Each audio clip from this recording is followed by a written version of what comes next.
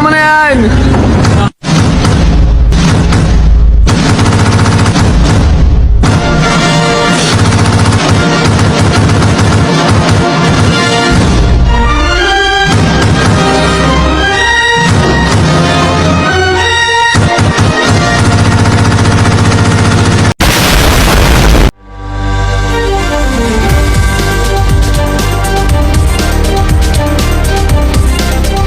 A few moments later. Assalamualaikum warahmatullahi wabarakatuh. Saya Arjuna Lukman Hakim, NIM 21020366094 dari kelas HES C5. Di sini saya akan memaparkan tentang sanksi terhadap pelanggaran UU-PK. Sanksi menurut UU-PK dibedakan menjadi dua, yaitu yang pertama sanksi administratif dan sanksi pidana. Sanksi administratif sendiri termuat dalam pasal 60 ayat 1, yang mana Badan Penyelesaian Sengketa Konsumen berwenang menjatuhkan sanksi administratif terhadap pelaku usaha yang melanggar pasal 49 ayat 2 dan ayat 3, pasal 20, pasal 25, dan pasal 26. Dalam pasal 60 sendiri, sanksi administratif berupa penetapan ganti rugi paling banyak 200 juta rupiah, yang mana tata cara penetapan sanksi administratif sebagaimana dimaksud pada ayat 1 diatur lebih lanjut dalam peraturan perundang-undangan. Selanjutnya yaitu sanksi pidana, yang mana sanksi pidana termuat dalam pasal 62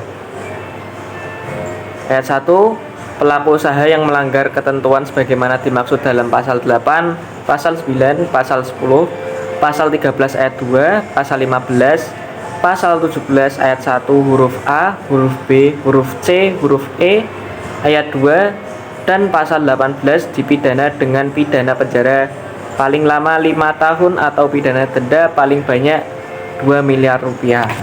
Kemudian dalam pasal 62 sendiri, pelaku usaha yang melanggar ketentuan sebagaimana dimaksud dalam pasal 11, pasal 12, pasal 13 ayat 1, pasal 14, pasal 16, dan pasal 17 ayat 1 huruf D dan huruf F dipidana dengan pidana penjara paling lama 2 tahun atau pidana denda paling banyak 500 juta rupiah. Selanjutnya penjelasan pasal 62 ayat 2, pasal 11, pasal 12, pasal 13 ayat 1, pasal 14, pasal 16, dan pasal 17 ayat 1 huruf D dan huruf F yang dimaksud pada pasal 62 ayat 2 adalah sebagai berikut. Pasal 11, pelaku usaha dalam hal penjualan yang dilakukan melalui cara obral atau lelang dilarang mengelabui atau menyesatkan konsumen dengan menyatakan barang dan atau jasa tersebut seolah-olah telah memenuhi standar menu tertentu. Nyatakan barang dan atau jasa tersebut seolah-olah tidak mengandung cacat yang tersembunyi. Tidak berniat untuk menjual barang yang ditawarkan melainkan dengan maksud untuk menjual barang lain. Tidak menyediakan barang dalam jumlah tertentu dan atau jumlah yang cukup dengan maksud menjual yang lainnya.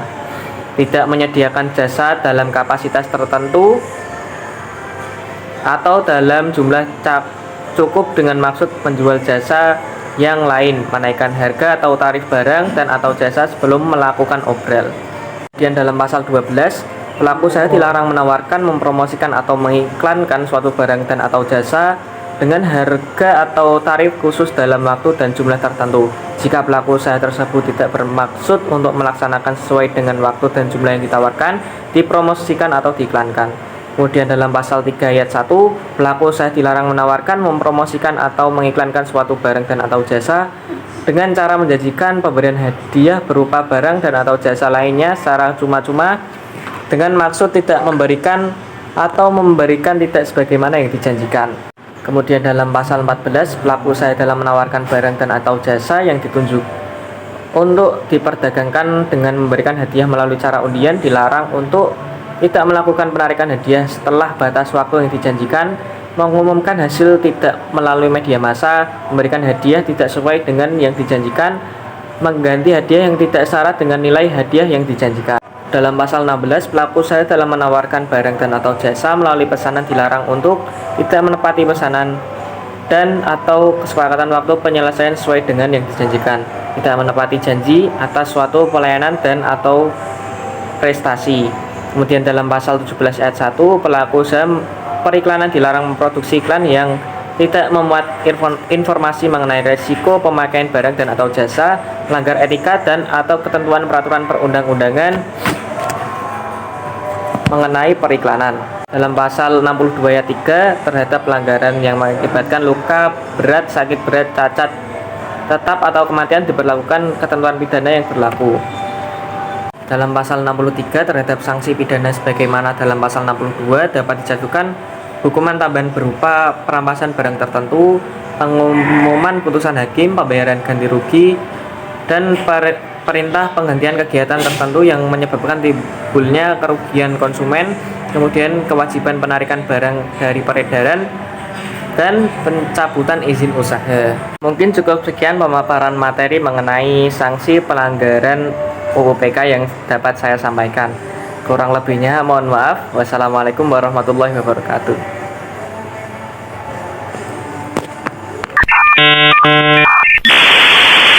Saya wassalamualaikum bro.